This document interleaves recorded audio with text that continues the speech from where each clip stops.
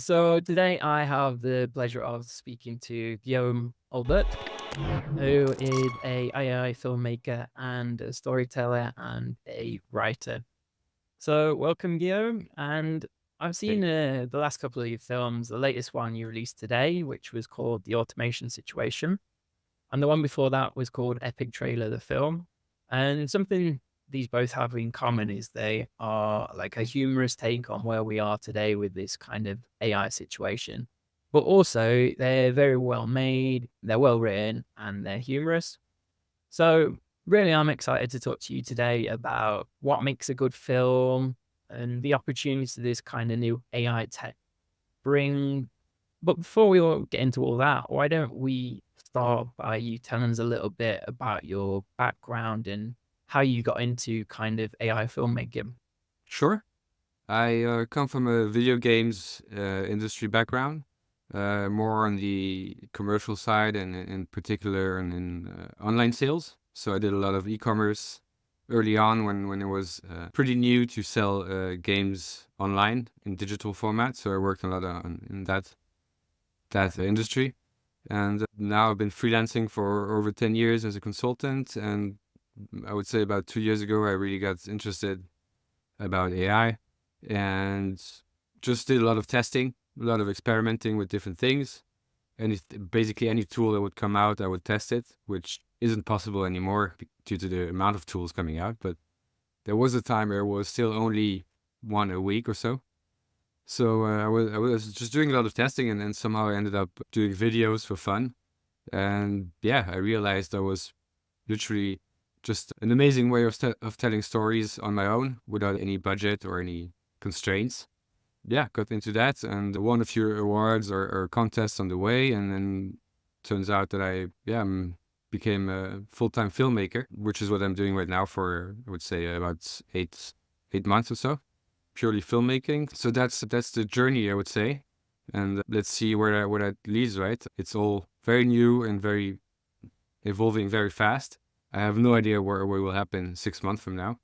But for now, I'm definitely just enjoying creating films, telling stories, and pushing the limits of what you can do with AI.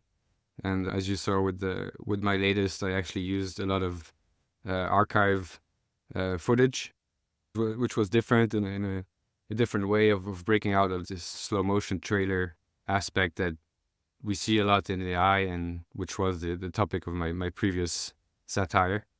So yeah, that's what I can say about my own background and how I ended up here on this here podcast. That's awesome. So I'm curious whether were you ever into kind of traditional filmmaking? Were you the guy that would go out and film something, or is this kind of a completely new avenue for you? It's completely new. I literally hadn't created any film or video 2 years from now. Not at all. I have no filmmaking background, but I do have a background of writing a lot and then enjoying the storytelling in general. And obviously, I think like a lot of people of our generation just consumed a lot of series, shows, and films and documentaries and video games. So it's just the whole universe there. But I wasn't particularly into filmmaking, or as you said, the guy with the camera filming things. So it's really just a new way of expressing myself and telling new things, new stories. Yeah. I think that's really cool because you're probably aware that AI is quite controversial in some circles. Of course, yeah. It's probably 50-50 in the design filmmaking industry. Like 50% reject it and 50% this is the tech and this is what we're going for. Mhm. But the interesting thing is like the promise, and I hate this word, but like the democratization of filmmaking, Yeah.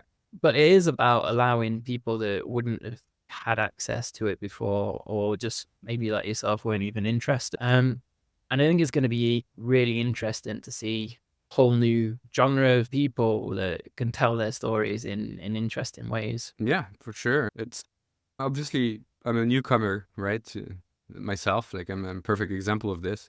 So I'm very cautious about the industry as it is. I don't want to make either like predictions or pass judgment on it because I know very little about how it operates and what AI implies for people who work in that field. so I can only talk about what I'm doing and then how I'm enjoying it. And yeah, for me, I would have definitely never be able to create short movies without the AI tools. It's, I think, an entirely new way of creating films that just wasn't possible before. The fact that you're basically the camera guy and the script writer and the sound designer and the voice actors all on your own is quite something. And it's amazing in a way. Like, I'm amazed on a daily basis that I'm able to create this. At the same time, it's a lot of work. It's not just one prompt as some people assume. I think that although it's going to be democratized, as you said, there's still going to be just a very small amount of people who actually go through the pain of creating really good content. I think we're still pretty far from the AI just generating a bunch of stuff. You will have a whole wave of purely AI generated things that will be decent or usable for certain things, but it's not going to be cinema, at least I don't think, for a while. So Yeah. the human factor and the fact that a lot of more people with different perspectives and point of views are going to be able to make their own films is quite amazing. Yeah. Cool. Like, how many films would you say that you've made at this point, and do you have a favorite? I think actual short films, I'm not going to count all the experiments and silly clips and whatnot that we all do along the way as we're trying new tools, etc. So actual short films, I think, is probably about a dozen. We'll have to count, but it's probably around there. And I guess it's hard to pick a favorite, right? But my short film, One of Us, has a special place for me because it's very emotional and very linked to my own family and my daughters and my fears about their future or concerns, etc. I would say that one, yeah, probably if I had to pick one. I guess also it's also the film that was a sort of breakthrough for me because it was noticed by a lot of professionals as, okay, this is actually different from trailers and teasers. And also, it's not sci-fi, it's not robots, it's not all those typical AI themes. It was very personal and very down to earth. So I think it resonated with a lot of people who are curious about AI, but at the moment they mostly see the limitations and maybe the future potential. But right now, a lot of people assume you can't actually tell meaningful stories with it. And I'm obviously trying to work on that. And I think that film showed that already. When was that? It was in November or October, I think. So it's not that long ago, but it's pretty long ago in terms of AI. And yeah, I think that one, if I have to pick one. And of course, the one I published today, the automation situation is also pretty special in the sense that it's me breaking out of purely AI films, as in AI video, and using actual footage and mixing it all up with AI voices and music, etc. So yeah, those two. Yeah, I think that's kind of smart what you've done today, because obviously there are still some limitations of AI. And if you were to cut AI film with modern day film, it would be jarring because you can see the difference. You can still see it. But what you've done is you've taken this old grainy footage and you've been able to apply that style to AI generated content and blend them together. I think it's hard for me to judge, obviously, if it's noticeable or not, but it's definitely a step in the direction of mixing it up with real footage, with restyling footage, with filling the blanks with actual AI generated images for things that are not possible in reality or are too expensive. That's not a factor because obviously working with AI, it doesn't matter whether you're creating a shot that's a galaxy exploding or a tiny little close up of I don't know, a cup of coffee, right? It's this exact same process. That's something that we need to take into account. Yeah, Just the rendered times are they're the same no matter what shot you do. yeah, There's no yeah, costs. exactly. So in this case, the few AI shots I created on top of the actual footage was to fill in the blanks and actually show robots and things that obviously didn't exist 100 years ago. So that's what AI allows. And I think that's really cool. It opens up a lot of possibilities of working with actors and professionals of the current cinema and TV industries. and using AI tools to create something different, something new, or something that would require millions of dollars, but can now be actually created with a small crew. I really like this aspect of AI. The fact that when you start working on a new project, you literally just consider, okay, should it be an anime? Should it be in the future? Should it be in the past?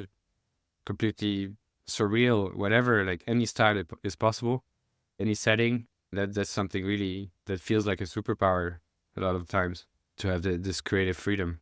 Yeah, it definitely is. You've touched on it a little bit. You mentioned the amount of time it takes to create a film and the pain that maybe probably a lot of people could go through. Yeah. Do you think there's any misconceptions about AI filmmaking? Is there anything you wish people knew about AI filmmaking? Oh yeah, there's a lot of it. I guess the biggest one from the people that were least informed is, what was your prompt for this movie? So a lot of people seem to somehow have this idea that we filmmakers have this secret AI movie tool where we can actually create good movies with a single prompt. So a lot of people, especially, I don't know, like my dad or people from the family, people around me who are not really into the topic. And so they're struggling to understand what was done by me and what was just the AI. That's really almost impossible for them to judge how much work has gone into something, because a lot of the times they just think, yeah, you just basically prompted a movie about this and that, and then maybe you edited a bit or added music, but that's it, right? So that's the first thing.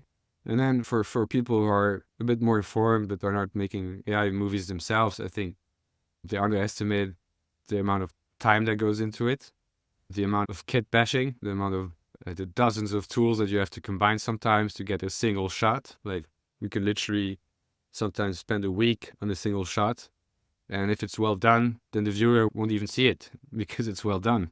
A lot of these things are totally underestimated, obviously. And then I guess the last part is overestimating the technical aspects, like how cutting edge it all needs to be in order to be presentable. While my take on it is that storytelling is always the more important factor. Like, even if technically you're a bit dated, or not even dated, you're up to date but not cutting edge, it really doesn't matter if your story is good and told in an interesting way, captivating way. So yeah, don't be always chasing the newest tools, because they allow new things, but the time that you will spend testing and experimenting with them is sometimes better spent on rewriting the story, or refining certain aspects of the storytelling. That's my opinion anyway. Yeah, I think that's an important point, what you say. It's more about the story than the latest tech, because people tend to focus on the kind of limitations of it and what you can't do.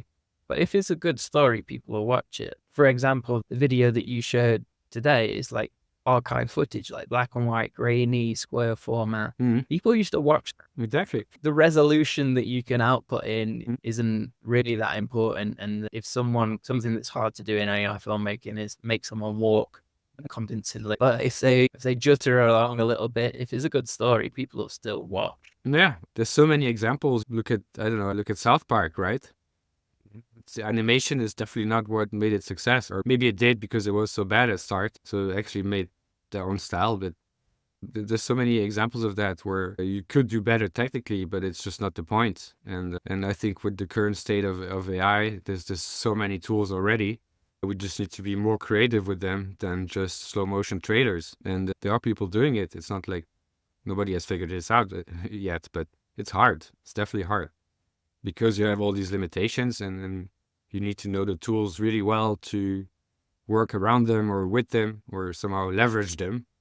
But if you're just going with the flow, then yeah, you will make, like my epic trailer was all about, you will just make slower and more epic shots every time, because you have to, it has to be more epic than at start, right? So it doesn't make any sense. You have to, it's better to manage the rhythm of the story and work on that, rather than, having the most 8K upscaled picture, I think, or image.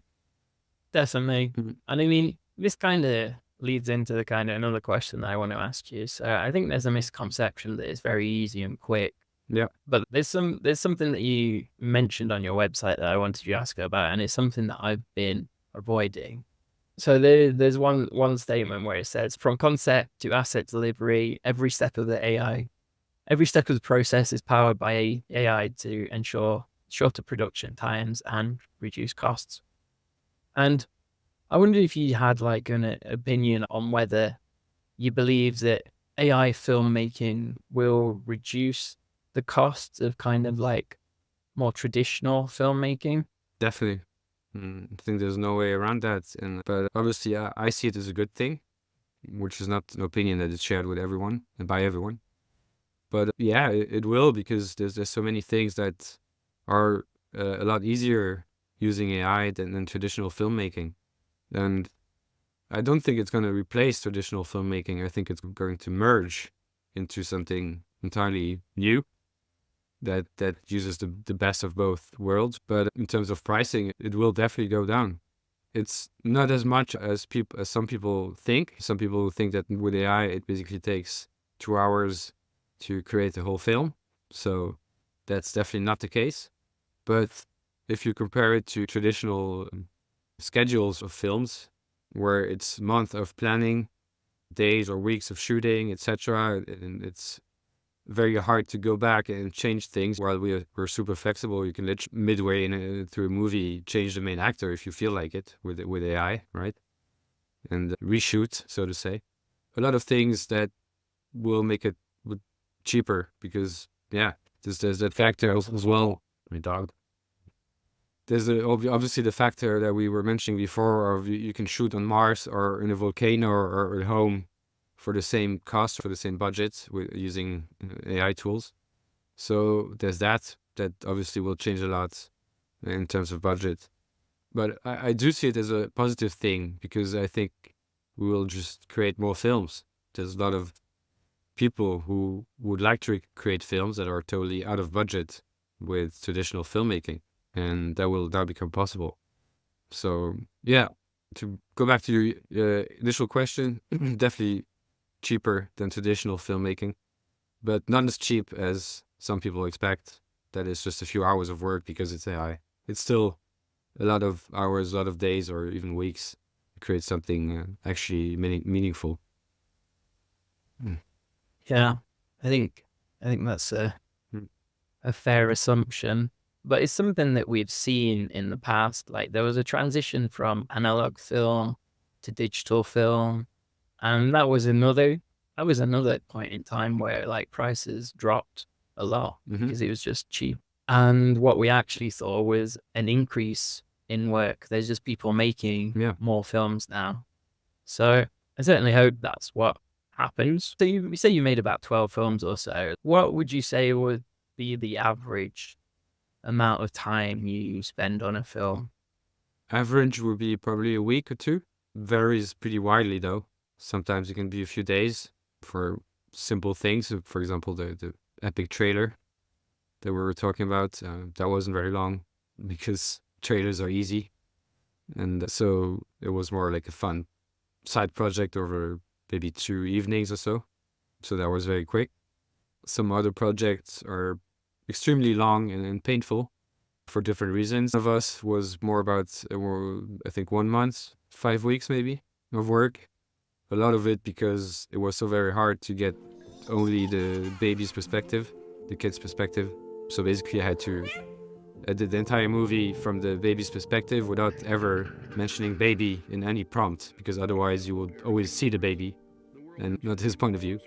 So that was just an unexpected challenge that ends up taking hours and hours of extra work. And I really wanted to have the highest quality possible on that one. So yeah, 5 weeks. And another piece that is not released yet, but that I've been working on, was almost 2 months of work because it was pretty complex. So varies really very different. But in average, I would say it's a 1 to 2 week process where it really obsesses me until it's done. I wanted to ask you about, there's another one of your films, and I think it's called Napoleon. certainly about Napoleon, Right. where it's again, you use this kind of historical imagery. And I assume that one was all AI generated. Let me think about it. Yeah, definitely. All of it. Actually, So there might be one or two real paintings in there as well that I used that I animated with AI, but I didn't create the actual painting itself. cool. Can you tell us a little bit about that process then? How did you get that painterly look of that film? It's a while ago, right? It seems like ages ago. But overall, I used references from that time periods. I had worked on a French Revolution themed comic before for fun. And so I had a lot of references already in terms of the painters and the styles from that era. So I used that to create fake paintings, sorry. And animating them was pretty easy in that case because I was testing out a new tool, which is Leia Pix, where you create this 2.5D basically image of or video from your image. And it works really nicely with those paintings, right? It gives the slow and epic feel without distortion like you would get with other tools. So yeah, that was a process. And then of course there's the Talking Napoleon, which was I think was done with DID. So Talking Head AI and probably some video editing to make it look good. Can't really remember, but that was, yeah, overall that was process. And it was an experiment working with old paintings in a historical setting. You've already said that you do a lot of kit bashing. Can you talk a little bit about kind of the workflow? Do you start in Midjourney maybe, or maybe you start in Stable Diffusion, or maybe you build it all in Runway? I was just wondering tools you use. If we're going to consider the entire process, my first stop is always going to be the script. So writing. I use ChatGPT as a brainstorm tool. I have my own screenwriter GPT that I use for all my shorts. But it's really more like an assistant that's following on all the entire project, so you can refer to different things.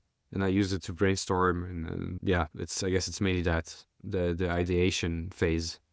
But other than that, I really do the scripting myself, at least the first part of the film, and then I move on really pretty fast into Midjourney to test out different styles visually, see what works, see what I like, and stabilize the prompt, get a stable base in my prompts that I can reuse throughout the entire movie, because that's obviously one of the challenges. It's different from creating beautiful pictures than actually having a consistent style throughout. And it's not just using style reference, it's really about curating your results and then knowing what works or not within the entire project. So there's definitely this kind of a visual brainstorming phase where you just test out different things. And once I've decided, okay, I'm going for this style, then I actually begin in a storyboard. So putting together all the images into my editing tool and to get a feel of how they work together. And then I move on pretty quickly to voices and music, depending on what the project is. Audio is really important to me, so I do a lot of work on that. And it's one of the first things that is final. So I often have the entire audio done within the first day of work or something. Or maybe not the entire audio, but the entire voice, either a voiceover or dialogues or whatever it is, that really gives the structure of the entire film. That's done pretty quickly. And then it's all about filling in the blanks, which takes a lot of time. And for certain shots, you go back and forth between Midjourney, between Photoshop, between Magnific to upscale. But that's, I would say, almost a basic process nowadays. And then depending on your project, you might need some more specialized tools, whether it's things like we mentioned before, like or Leia Pix, those kind of things, or obviously music from Suno or Ujo, those kind of tools. I use Suno mostly. I'm a big early adopter of Suno and know it very well and love it. So big fan of theirs. And then you might need something like, I don't know, Viggle or other specialized tools for one shot. So that might take you 2 days for a single shot, depending on how complex that is. And yeah, it's a very fluid process. So I just go back and forth. Sometimes I finish the entire movie pretty quickly, but with badly animated shots, and then go back and redo every shot or change it up and re-edit as I go and just fine tune. Like, we'll go over the entire movie 1,000 times, and every time, changing something, replacing something, adding something until I'm happy with it. And yeah, that's the entire process. In a way, it's very simple. On the other hand, it can be very painful and take a long time, sometimes in unexpected ways that you didn't think you'd have to deal with. Like spending 2 days on a single shot that you thought would be easy and is actually just 2 seconds in your entire film. But that's just how it goes, right? But you also have pleasant surprises sometimes, right? One generation going wrong and somehow opens up a whole new storyline or visual style or whatever. And so that's part of the trade-off, right? With working with AI. It's not entirely controllable, but that's also what makes it very interesting, I think. Yeah, there's certainly times where you can have an happy accident, Yeah. something that you didn't intend, and sparks ideas. Mm. And as you say, the alternative when you got something and you just go and get it out. Mm. And I don't know, I guess you've got more patience than me. At some point, I just think, oh, I'll do it a different way. Oh yeah, but same with me, and it's really personal, I guess. I know that there are some of my filmmaking colleagues who will spend a week on it to make the damn thing work. Me, I always find some storytelling shit. It's just the issue. If it's gonna take me too long, then it's just not worth it, I think. Especially if there is a storytelling solution that works, right? Because nobody will know that you didn't do that shot that you had initially intended. They will only see the final result, which is it works or it doesn't. But so I think at some point you have to cut your losses and yeah, screw that scene that I imagined. It's just too hard to do, or it takes too much time, and find the other solution to that. Yeah, I think that's, like you said earlier, it's not necessarily about the tool or doing it a specific way. It's about the story that you Yeah. want to tell. I think that sometimes I fall into that mistake of trying to make everything AI when at some point you've done in your lab, or maybe throughout all your films, you've brought in elements that weren't AI, the stock footage or the paintings for Napoleon. Definitely, I think that's definitely the direction I'm trying to take, is mixing it up more and more so that it's just more varied, right? AI will always have its limitations, whatever they are. It's improving fast, and we're not going to be stuck with slow motion forever. But still, there will be limitations, and I think those can find other creative ways of going around these limitations by using traditional stock footage or shooting themselves or whatever. It's just going to be a whole new way of creating films that are just films. We're not going to really care whether they're AI films or traditional films or whatever. It's just going to be, I think cinema has always been about the illusion that you give to the viewer. And there's always been a ton of tricks for that. From the very early films, they use different tricks to stage a train crash or whatever in old westerns. So I think AI is just going to be an evolution of that. You're going to be able to do amazing tricks to fool the audience into believing your story and then really being into your story, being really engaged by it, which is, I think, what cinema is about, but at the core. I wanted to ask you about changing theme a little bit. So, what do you think about the debate about training data, like the data used in training these models? I haven't personally noticed as much of an issue in the filmmaking scene. It's definitely a big issue in kind of the concept art and kind of design sphere. Right. I wondered what you thought about the whole data training of these models. I think it's definitely an issue or a debate that we need to have as a society.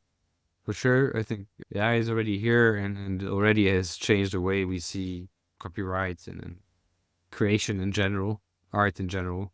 So we need to find a new balance and a new way to handle that. And I think that your earlier point that the fact that it's less of a debate in filmmaking, I think, is because a film is a combination of a lot of different things, and anyone who works in film knows that, right? You're not a filmmaker just because you have a camera and run around.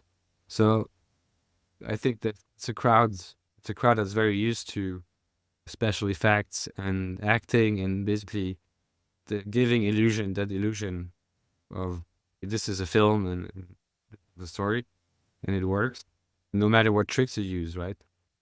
So I think that's why people in the film industry see a good film as a good film, no matter what tools are used, which is different in the design industry where it's just an image, and it's very easy to do an AI generated image that is good compared to an AI generated film that is good at this point, right? So yeah, we'll see. I don't want to make any predictions on that.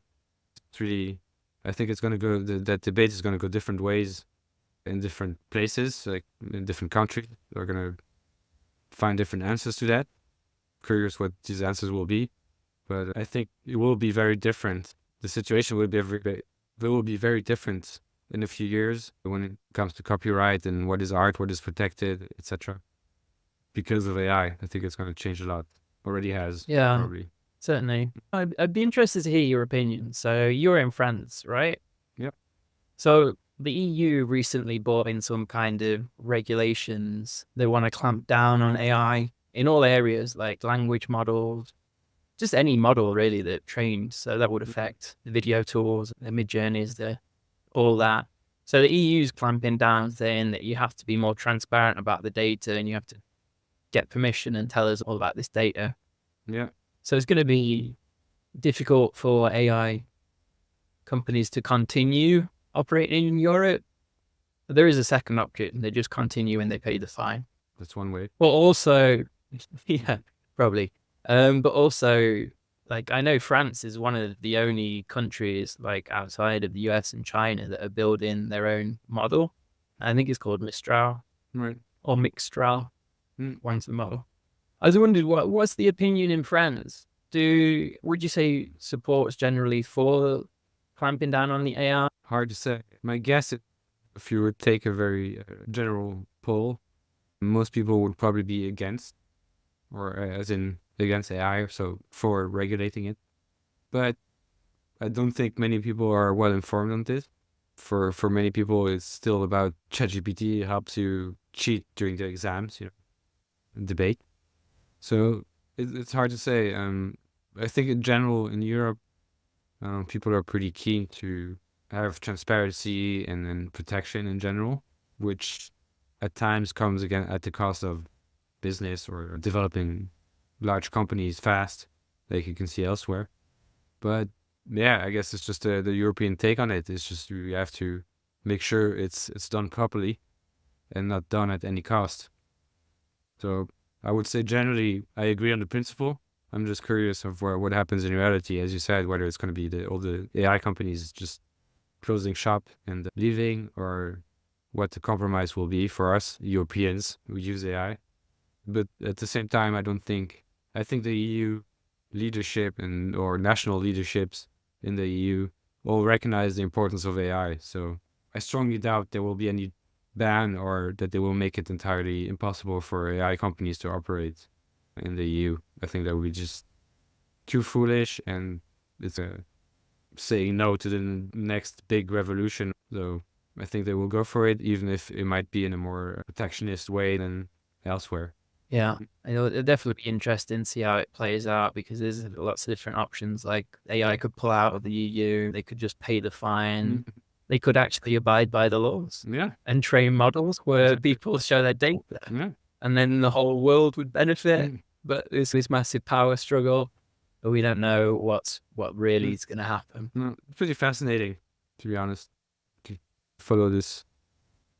Probably 20 years from now, we're going to be looking back at those early AI days, and then we can maybe reflect on, oh, the EU was totally right or totally wrong about their approach. But right now, I think everybody's improvising because it's so fast.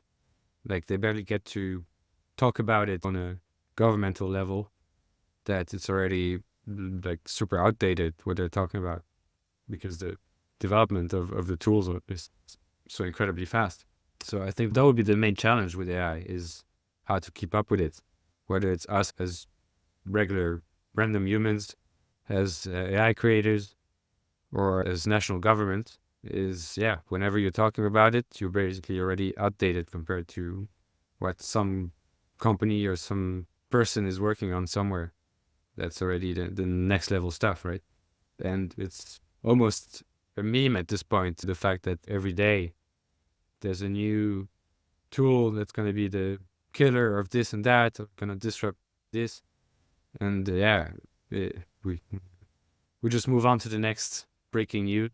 And sometimes you have 5 of them in a single day. So it's hard to keep up. I think that Yeah. would be an issue for a lot of people. That might actually be one reason regular people might be like, okay, you know what, let's just ban this. It's just unusable because it's too fast. We don't know where it's going. I'm going to vote no, That could be one reason, is if it appears too uncontrolled and random, it will scare people for sure. Looking at one thing that we do know is coming Mm. is Sora, the Sora model from Right. OpenAI. And that kind of surprised the world. They dropped that, and the level of quality between what is still commercially available today, and that's a huge jump. Mm. It's surprising. I wonder what your thoughts on Sora, whether you're excited about using that, and maybe we've spoke a little bit about Hollywood. Do you think that would disrupt Hollywood or TV production? I think it will just be the next step in the already ongoing disruption. To talk about Sora in particular, obviously super impressive. Can't wait to try it out if I can. But there's probably limitations that we don't know about yet because it's secretive at this point, the videos themselves, but the generation process. So we know a bit more about it with Trillo's last video, right? Where he said about, I think about 55 shots or something. He used 55 shots out of the 700. And so we were starting to get a bit of some indication, but it's still, we don't know how character consistency will be or how the prompting works, how stable it is in terms of what results you can expect from it. So I'm just really curious, right? I think it's going to be an amazing next step. I think it's probably overhyped because, again, we don't know what the limitations are. And by the time we get to use it, it might just be another of those tools that are available because others are moving fast too. It's not like everybody's just sitting on their hands and waiting for Sora. So it's exciting because I think it gave everyone like a major glimpse into the future of what AI video could be, even if it might be a bit misleading at this point, but still the potential is there. Just see when it comes out and who can actually use it and at what price as well, because that might be a factor, right? Whether it's that cheap that anybody can use it or whether it's still going to be something for the professionals because it's a budget. We don't really know, right, at this point. So a ton of questions. For me, I have a ton of questions about Sora. I can't wait to get answers one way or the other. Yeah. And as for Hollywood, yeah, I think eventually they're probably going to just integrate all these tools and these new workflows into a reworked form of Hollywood. Like they went from silent films to what we have now. It's also been a process, and probably a lot of people lost their jobs when, I don't know, when the colored films came out or when special effects came out, etc. It's all an evolution. I think AI is just going to be the next step, so I don't think it's going to kill Hollywood. I think they might have to deal with a lot more creators, but they'll still have the big actors, the big budgets, etc. to make even bigger productions. Yeah. I'm not really worried for them. I think they'll be fine. So they'll be fine. It's interesting. It's a couple of points there. Yeah, we don't know what it will cost. Like we've heard rumors that it's probably 10 to 15 minutes a render. It's like your, like Paul Trillo said he's making 55 clips, and well, he made 700, but he only used 55. And I've heard something similar from Shy Kids. They were saying like, I forgot the name of the film, but the one with the balloon head. they said something like it was 300 generations to the one that they used. Right. So yeah, Mm. it's not going to be the one button No. and done thing. And we're still going to need to do a lot of kit bashing, right? It's not going to be different. The main video output might be a lot more stable or better in general, but we might still need to do face swapping and the voices and the music and everything around it. So Sora is not the one-stop tool. So it's not going to make much difference. So I think we need to keep on creating with the tools that we have right now. And if at some point we get access to Sora or Sora-like tools, the better. It's going to allow for even more amazing movies, maybe really full-length feature films or TV shows with episodes, etc. Because Sora will allow it. But you'll still see a difference between the good filmmakers and then the untalented people, because it's not going to be all is not going to be done by Sora or any other tool anytime soon anyway. True. We'll definitely see. I think we might see like an increased volume in crap. It'll probably just be a lot more crap. So then the good films will hopefully stand out more. The curation process is obviously going to be pretty important. How to sort through the thousands or millions of movies that are generated each day. It's not going to be up. So yeah, it's all about storytelling again. And if you're good at that, whether you have Sora or whatever else, if you have good stories to tell and know how to tell them, you'll be fine. At least you'll always have something to say, whatever the tool is. I've been chatting to you for almost an hour now, so I won't keep you much longer, but I always like to finish on this kind of question and ask guests for their advice. So if there's someone that's interested in getting into AI filmmaking, what advice would you give to them? Get started immediately. Experiment, do things. It might be pretty bad at start, or even if it's not bad, it's just not going to be, you're not going to have success with your first pieces, right? But you just need to get started, get to know the tools. As I was saying before, knowing the limitations is really important to know how to work around them or use them. So yeah, it's all about getting that experience, I think. And of course, I would say practice writing one way or the other. Writing dialogues, writing script, stories in general, just, hone that skill, because I think eventually that's always going to be valuable, whatever you're working on. And yeah, so that would be my 2 pieces of advice: is get started, just do something and see how that works out, and work on your writing, because in the long run, that will make you stand out. That will make your film stand out. Great. I think that's solid advice for anyone interested in AI filmmaking. Thanks for your time. It's been really cool chatting to you, hearing about your process and everything. You're welcome. It was my pleasure. I'm happy to share, and I hope it really inspires others to get into that, because we really don't need any prior experience or background. Just have to get started, try out things, and see where that leads you. Awesome. Nice one. Thanks, Gil. All right. Bye-bye. If you like this video, you love our weekly newsletter, sign up at designresources.ai.